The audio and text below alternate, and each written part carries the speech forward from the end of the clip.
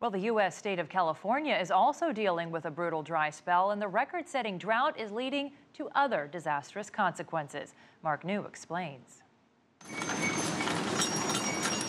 To drill or not to drill? That is the question faced by a growing number of farmers who lack water for their fields. Well driller Steve Arthur is busier than ever as desperate farmers shell out hundreds of thousands of dollars to dig deep into the earth to access groundwater. The canals are dry. There's dust blowing and weeds growing in them.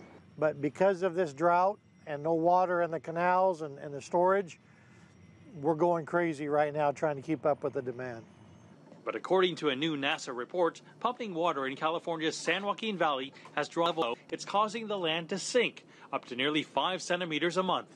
In a few places, we're looking at about a foot a year or so, and in some places a little bit more than that. So that is very rapid subsidence. That's about as fast as has ever been measured in the San Joaquin Valley, and it's among the fastest rates in the world. Well, it is long-term. It's permanent. We can't undo this. The NASA satellite images confirm what Steed has also seen on the ground, like this control mark that's dropped nearly a foot in a year's time. This bridge has sunk so low there's virtually no space over the water's surface, forcing engineers to construct side walls to prevent water from flowing onto the road.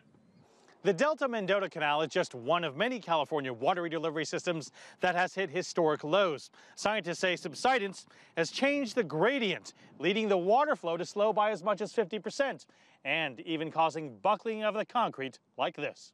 Canals are particularly sensitive to subsidence just because they're built in these very small gradients, very specific elevations. But roads, railways, pipelines, anything that crosses these areas of differential subsidence, they can only bend so far before they break. But Arthur believes there should be far more dramatic evidence of structures falling apart if subsidence is as bad as scientists say. I don't know if they want all the farmers just to quit growing crops, but you know, the government's not really doing a lot to help us that we're seeing. If we don't have water to raise this farmer's not going to grow anything, so that's that much less produce on the market. It's going to have to go to the consumer. They're going to realize that one of these days. Scientists also agree that farmers are in a difficult situation, balancing the long-term health of their land with the immediate needs of their crops and the market. Mark New, CCTV, San Joaquin Valley, California.